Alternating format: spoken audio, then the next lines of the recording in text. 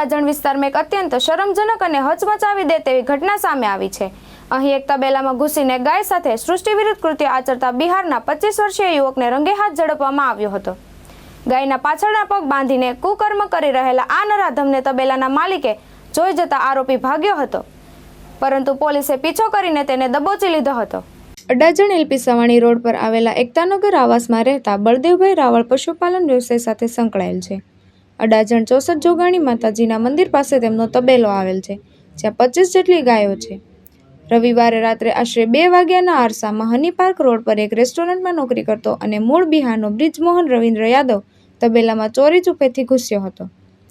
તબેલાની બાજુમાં રહેતા પ્રભુભાઈ તેલીએ આ શંકાસ્પદ હલનચલન જોઈ જતા તાત્કાલિક માલિક બળદેવભાઈને ફોન કર્યો। બળદેવભાઈ અન્ય એક યુવક સાથે સ્થળ પર પહોંચ્યા ત્યારે તેઓ દ્રશ્ય જોઈને ચોંકી ગયા। બ્રિજમોહન એક ગાયના પાછળના પગ દોરડાથી બાંધીને તેની સાથે દુષ્કર્મ આચરી રહ્યો હતો। માલિકને જોતા જ આરોપી બ્રિજમોહન ત્યાંથી અંધારામાં ભાગવા લાગ્યો। બળદેવભાઈ અને તેમના સાથીઓ મોપેડો પર તેનો પીછો શરૂ કર્યો। આ દરમિયાન પેટ્રોલિંગમાં રહેલા પીસીઆર વાન દેખાતા તેમણે પોલીસને મદદ માટે બૂમ પાડી। પોલીસે સમય ચૂકતા વાપરી પીછો કર્યો અને જલારામ ખમણ હાઉસ પાસે આવેલા એક ગેરેજ પાસેથી આરોપીને કોર્ડન કરી પકડી પાડ્યો। પોલીસ તપાસમાં બહાર આવ્યું કે આરોપી બ્રિજમોહન છેલ્લા 1 વર્ષથી સુરતમાં ઢોસાના રેસ્ટોરન્ટમાં નોકરી કરે છે। તે પરિણીત છે અને તેને 1-2 વર્ષની નાની બાળકી પણ છે, જેઓ વતનમાં રહે છે। પત્નીથી દૂર રહેતા આ યુવકની વિકૃત માનસિકતાએ ગાય જેવા અબોલા પશુને પણ નિશાન બનાવ્યું હતું।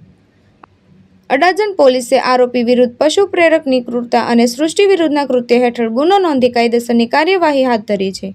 આ ઘટનાને પગલે સમગ્ર વિસ્તારના પશુપાલકોમાં ભારે રોષ જોવા મળી રહ્યો છે। હિતેશ પ્રજાપતિ, દ્રષ્ટિકોણ ન્યૂઝ, સુરત।